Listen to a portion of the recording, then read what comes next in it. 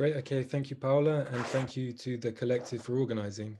I'm going to begin by talking a little bit about Lab. So we're an independent publishers, and we've published more than 150 books on Latin America since we were founded in the late 1970s. We're also a registered charity, and we keep up a lively news website at lab.org.uk. And Lab's early work tended to focus on denouncing and reporting on human rights violations, often working with Latin American refugees and exiles. But over the years, the organization expanded, publishing books on indigenous peoples, popular culture, women, the environment, and we've even translated and published a couple of novels. So some of our most successful titles, I think you can see them here on the right, are Faces of Latin America by Duncan Green, Under the Eagle by Jenny Pierce, the very popular In Focus series, which in recent years has been repackaged as Inside Out, and more recently, Rosa of the Wildgrass by Fiona McIntosh. So today, Lab continues to expand, looking for new projects and new opportunities for collaboration. So some of our upcoming books include a new addition to the Inside Out series, Mexico Inside Out, which is written by Nick Caster and is due out in April. Bolivia Crossed Up Off the Map, which is a slightly new format for Lab. It's a piece of narrative travel writing by the travel writer and journalist Shafik Meji, and that's due out in the autumn. And then, as Paula mentioned, next year, we hope to publish The Heart of Our Earth, Community Resistance to Mining in Latin America. Also, over the last year, Lab has developed a new strand to its work called Research Engagement and Impact, which involves developing partnerships with researchers in universities, looking for ways to help them showcase their work and engage with the public beyond the campus. So last year we did a project called Indigenous Brazil Violated, and you can see here a screenshot of the website we produced. And this was a project with a researcher at the University of Cardiff, plus researchers in 3 Brazilian universities. And it looked at the recent intensification of violence in Brazil towards indigenous people, how this is covered in the media and how indigenous people themselves have responded to it. We've also got a project on the go at the moment called Women Resisting Gendered and Intersectional Violence, which is a partnership with King's College. And this will explore and celebrate grassroots campaigns and organizations that combat violence towards women and girls across Latin America. But today I want to talk to you a bit about our book, Voices of Latin America, which was published in 2019. So in 2015, 2016 or so at Lab, we decided we needed to produce a replacement for Duncan Green's Faces of Latin America, which is a great book and it's been very successful, but as it was originally published in 1991, it was very out of date. So during discussions on this, we decided that over the years, Lab's unique contribution has been to bring the voices of Latin Americans fighting for human rights and social justice to the English-speaking world. And so this is how Voices was born.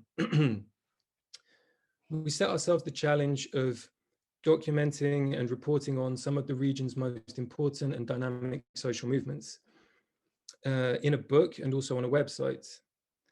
And the finished book, it features interviews with around 70 people from 14 different countries, from Mexico to the Southern Cone. The interviews were mostly done from 2016 to 18, and the book came out in January 2019. So just some of our voices included. So Chilean student protesters such as Valerie Abad, who was heavily involved with the Chilean Federation of Students, CONFECH, and in general with the student movement there. As well, we covered indigenous Ecuadorians such as Heriberto Gualinga, resisting oil drilling on their territory. So Heriberto is a Sarayaku Quechua filmmaker and director of the film Children of the Jaguar. We also spoke to Ribeirinhos, so riverine people in Pará, Brazil, who were impacted by the massive Belo Monte hydroelectric dam. And this is Leonardo Batista, also known as Aronor. And finally, mothers in Mexico looking for their children who had gone missing. So this is Ana Enamorado, a Honduran woman who works with an organization called the Movimiento Migrante Mesoamericano. And here you can see she's holding a picture of her son, Oscar, who went missing in Mexico. So Voices is really a rich panorama of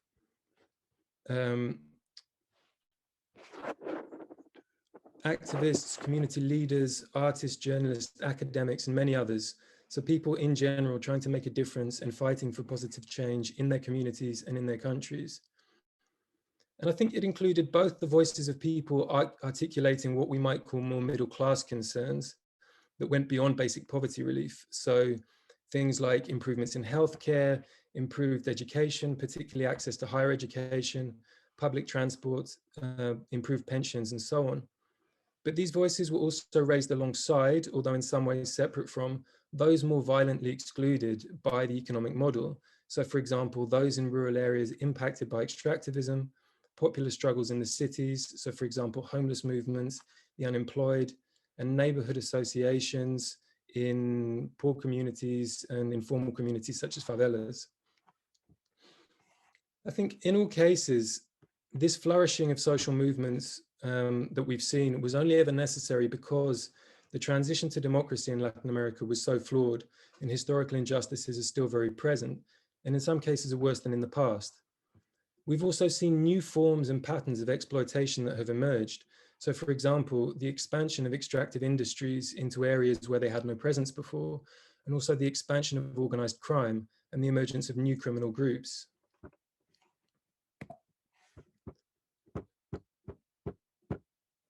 So what has changed since publication? In 2019 alone, there was large-scale political unrest in Venezuela, Bolivia, Chile, Honduras, Colombia, Ecuador, Haiti, and Nicaragua. And this comes after an extended period of economic stagnation or decline for much of the region.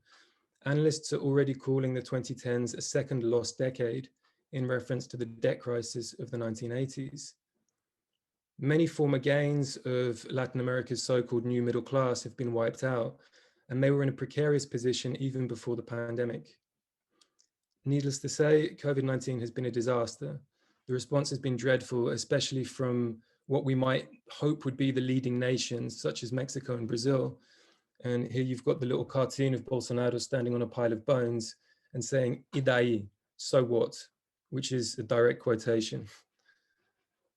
Globally, Latin America and the Caribbean have 18.6% of COVID cases and 27% of deaths, despite accounting for just 8.4% of the global population. These figures are also likely to be big underestimates, given the lack of proper testing regimes and the fact that some governments, in particular Mexico and Venezuela, appear to be deliberately undercounting. So the recovery is likely to be more protracted than elsewhere, and the economic consequences severe. Tens of millions are likely to fall into poverty in the coming years. So given that these last couple of years have been so tumultuous,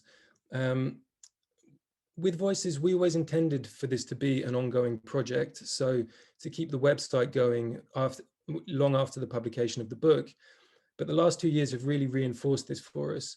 And so we're working on new chapters for Voices, including on the COVID-19 pandemic and the community response to it.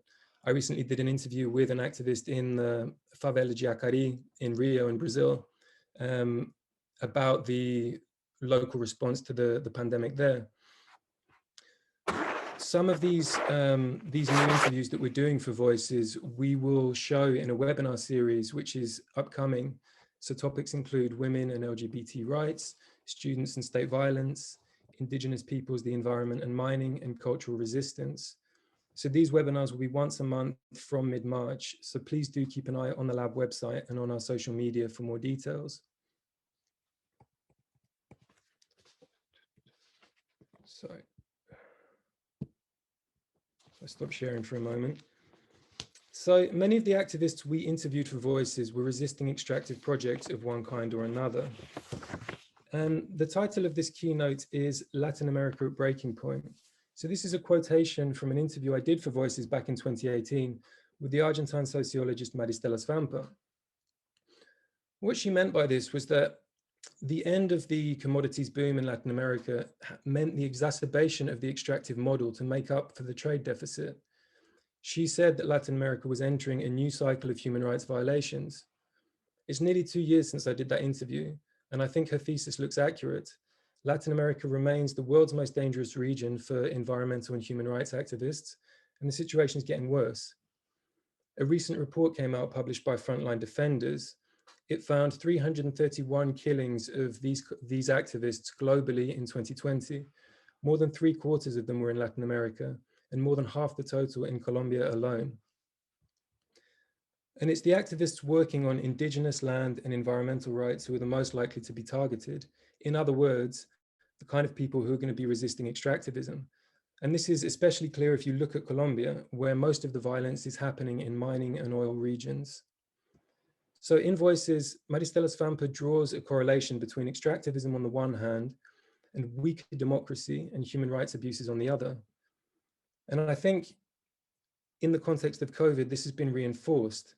Governments and companies have used the pandemic to ramp up extractive activities, declaring them essential and allowing them to operate even during national lockdowns. They've shut down or bypassed the opposition and intensified persecution of activists. And they've also changed laws and regulations in order to favor extractive projects. So just a couple of examples of that. In Peru, the government passed a law last year facilitating the use of lethal force by the police and the military. This was criticized by Human Rights Watch and the UN. And I think it's particularly concerning in Peru, given that this is a country where the police are legally allowed to work as the security detail on mining projects. And in Peru now, the violence against environmental and human rights activists is at its worst level since 2014. Recently, I spoke to Marcos Brito, who is a young indigenous Wayuu activist at the Resguardo Provincial indigenous reservation located very close to the Cerrejón coal mine in La Guajira, Colombia. So Cerrejón is Latin America's largest open pit coal mine and one of the largest of its kind in the world. And it has a very long, dark history of displacement, pollution, and conflicts with local communities. In fact, for Voices, we interviewed Rogelio Ustate, an Afro-Colombian poet and activist who was part of the tobacco community, which was violently removed by the Colombian police in 2001 in order to make way for expansion of the mine. So Marcos told me that last year, Cerrejón stopped operating due to the pandemic and also due to a strike by mine workers. But now, not only is it active again, it's ramping up production in order to make up for lost time. And this is despite rulings from the Colombian Constitutional Court, ordering the mine to mitigate the impacts on nearby communities, and even an intervention from the UN, which called on Cerrejón to suspend its operations during the pandemic precisely because it was making local communities more vulnerable to death and serious illness from COVID-19. So extractive projects rely on authoritarian tactics, or at least the threat of them, to prosper. Whenever they are subject to proper democratic scrutiny, either by state institutions or by the communities which stand to be affected, they often slow down or even halt altogether. And in 2018, Lab spoke to Cesar Padilla of the Latin American Observatory of Mining Conflicts. And he told us, "I know of very few communities that want mining. And of those which have had some mining, I know very few which still want it." A statement which I think could be applied to extractive projects in general. So just let me share my screen again.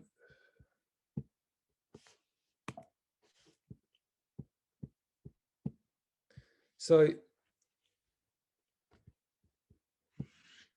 in Argentina, in Chubut, last year, local assemblies presented what's called a second popular initiative. So this is using a direct democracy mechanism where citizens can present proposals for law. And this had 30,000 signatures attached to it. And the aim was to tighten up a 2003 law which prohibited open pit mining and the use of cyanide in the province. However, the governor of Chubut is pro-mining, And he aimed to block this initiative with what's called a zoning proposal. In other words, allowing mining in the meseta, the central area of the province, but not in the mountains. And this would effectively pave the way for Pan American Silver's Navidad project, which would be one of the largest silver mines in the world. And I think this is a good example of how governments have used the pandemic to sidestep resistance. So this government proposal was presented over Zoom in a 3-hour Zoom session with 27 legislators. And the communities that stood to be affected by this were not consulted. And that includes Mapuche indigenous communities. However, there have been massive mobilizations across Chubut in response, despite all the hardships and difficulties that the pandemic imposes. And so I'd like to show you now a very short video of a march in Esquel in December. So Esquel is a town of just 30,000 people or so.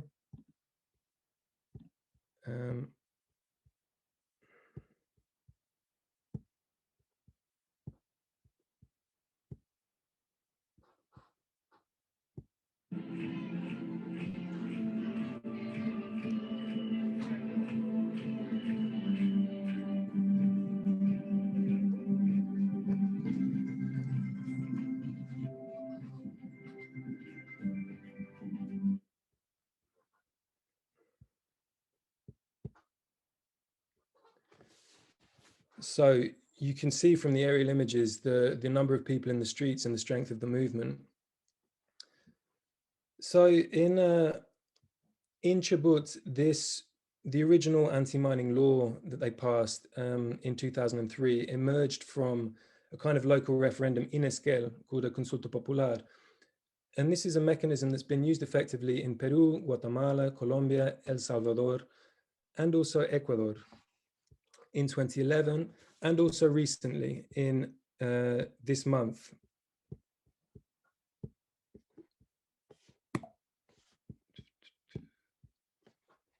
In Cuenca. So over 80% of 400,000 voters in Cuenca chose to ban mining in the watershed of the area's 5 rivers. And this will likely affect 2 major projects, Loma Larga, which is the flagship project of the Canadian company INV Metals, as well as the Chinese-owned Rio Blanco project, which was already suspended due to community opposition in 2018. So INV Metals are saying that they will ignore the results of the referendum and the project will go ahead anyway. But I think in light of what's happened, it won't be easy for them. Ecuador is an interesting case because in recent years, it's been pushing mining heavily as an alternative to oil. But there's a growing popular discontent with this model. And I think this is shown also in the unexpectedly strong showing in the presidential elections by the indigenous environmentalist Yacu Perez. So these are both Argentina, Chubut, and Cuenca in Ecuador are both good examples that show how well-organized community resistance to extraction can and does work. So I'd like to make a few final comments. With the ongoing expansion of the extractive model, as well as the fallout from the pandemic, democracy in Latin America is looking very shaky. The next few years will be a bumpy ride.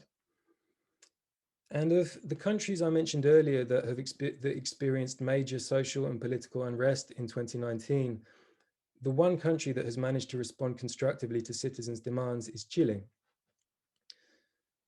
with citizens now having the chance to write a new constitution via a convention elected by popular vote. And of course, this was no great act of generosity on the part of the Chilean government. This was the product of a genuine social uprising that had widespread popular support. Chile now has the chance to correct its flawed process of democratic transition, a real chance to change the rules of the game. And the reason I've chosen to finish by talking about Chile is because I feel in some ways it's symbolic of the extractive model in Latin America. The way it's been implemented in Chile has been extremely intense. And so when it comes to writing the new constitution, the stakes are extremely high. Chile is experiencing an acute ecological and hydrological crisis. More than 1 million people in Chile don't have enough water to drink, don't have regular access to drinking water, which is a consequence partly of the privatization and commodification of water, which was established by the Pinochet dictatorship, but also overexploitation of natural resources by extractive industries, particularly mining. So, is Latin America at breaking point? Yes. I think the situation now is even more serious than when we were doing the work for Voices of Latin America. And of course, COVID is likely to make matters much worse. However, as the recent examples show, I think social movements can be effective and powerful even in the toughest circumstances, and even during a global pandemic. So with the potential for further deterioration of democracy, they are more urgent now than ever. And however Latin America moves beyond this historical moment, social movements will be key. Thank you very much.